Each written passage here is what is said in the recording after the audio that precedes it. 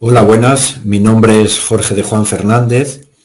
Soy profesor en la Universidad de León, en España, y participo en este quinto Congreso Internacional de Formación Permanente para el Conocimiento, organizado por Nodos, con una breve ponencia titulada Diversidad y Unidad, una exploración filosófica del ser común, que posteriormente pues, habrá ocasión de desarrollar en un libro bajo un capítulo y que se podrá descargar pues, en la descripción de este vídeo.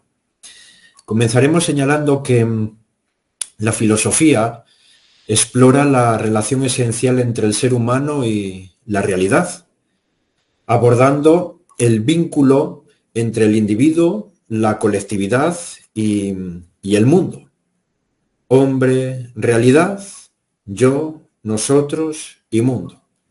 Y es que el yo existencial, en este contexto, representa un enigma central que la filosofía pues intenta descifrar y trata de identificar el elemento último, explicativo, aquel principio fundamental que nos permita abarcar toda la realidad, pero de una manera unitaria.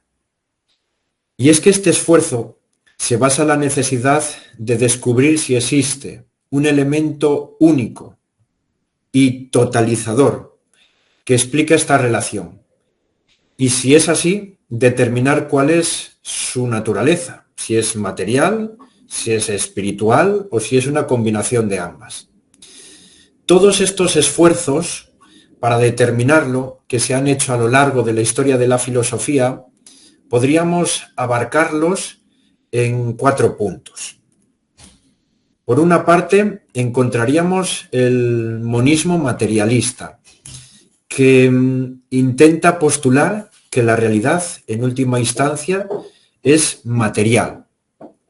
Y se traduce fundamentalmente en la corriente marxista, que a su vez nosotros dividimos en 2 apartados. Por una parte, el materialismo estático, que es el que predominó hasta el Marx maduro, y por otra, el materialismo dinámico, que surge con el Marx maduro y que se desarrolla pues, en la etapa posterior. A primera vista, podríamos decir que el materialismo parece ser el modo más plausible para explicar la realidad, ya que todo lo que nos rodea, incluida nuestra propia existencia, pues parece estar conformado por el elemento material.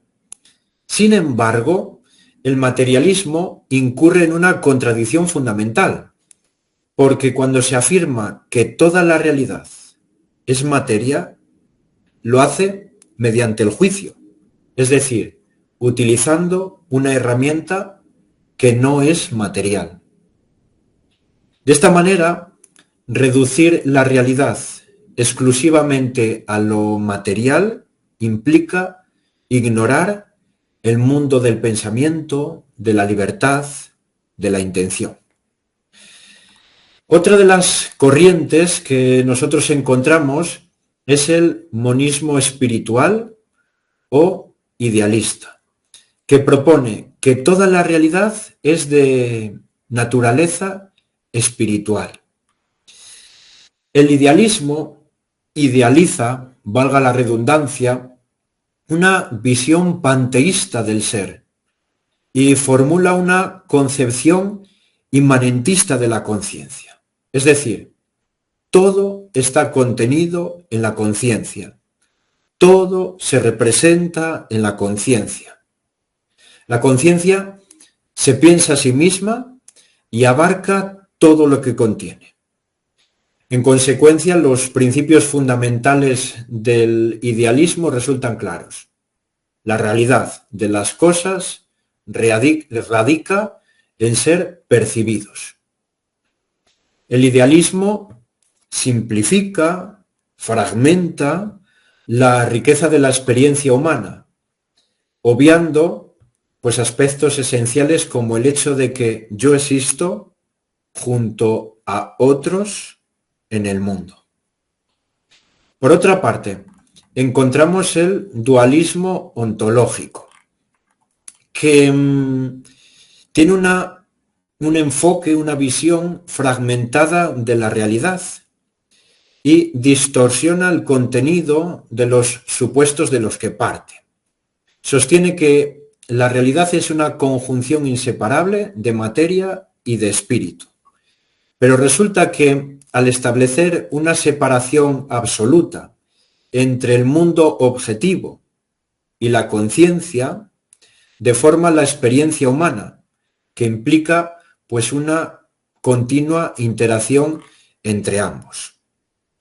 Por último, encontramos el monismo teísta. El teísmo se apoya en una metafísica rigurosa que busca el fundamento último de los seres. Esta metafísica no es abstracta ni desligada de la experiencia humana. Es en cambio una metafísica, diríamos, humana, que toma como punto de partida los interrogantes que el ser humano se formula sobre sí mismo, sobre los demás y sobre el mundo. Este enfoque, por lo tanto, retoma pues elementos de la crítica kantiana, pero los amplía y los integra en una perspectiva, diríamos que mucho más completa y más totalizadora.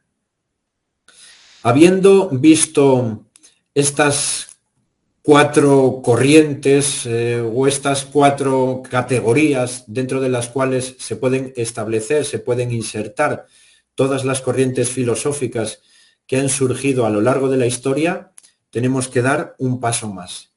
Y tendríamos que decir que la búsqueda de esta realidad pues unificadora parte de un dato fundamental, y es el ser humano, es decir, el yo, pero en convivencia con los otros dentro de un mundo compartido por mí y por las personas que tengo a mi alrededor.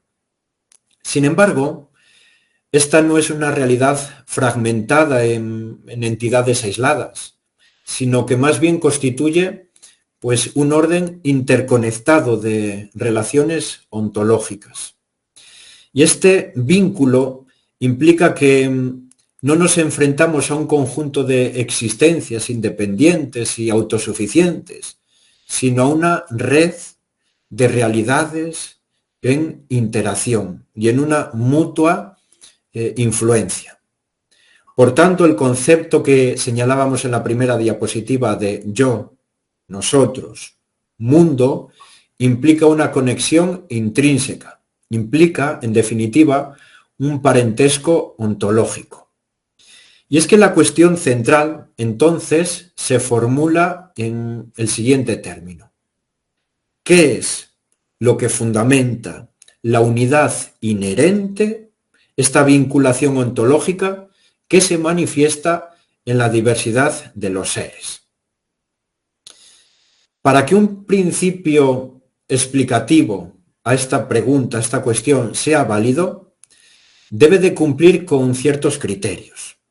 Debe de ser suficientemente abarcador como para integrar todos los aspectos de la realidad, logrando así explicar tanto lo material como lo espiritual en sus diversas manifestaciones, pero además debe ser fiel a la totalidad de la experiencia, lo que implica que debe abarcar todos los datos del mundo fenomenológico sin ignorar ningún aspecto significativo.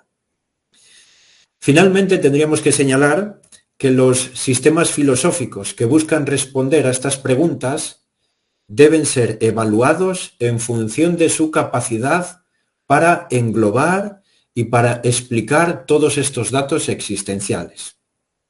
Un principio solo puede ser considerado pues adecuado, correcto, si su poder explicativo es más inclusivo que el de los seres individuales a los que se aplica, de modo que logre contener a todos los elementos de la realidad en una unidad coherente y plena.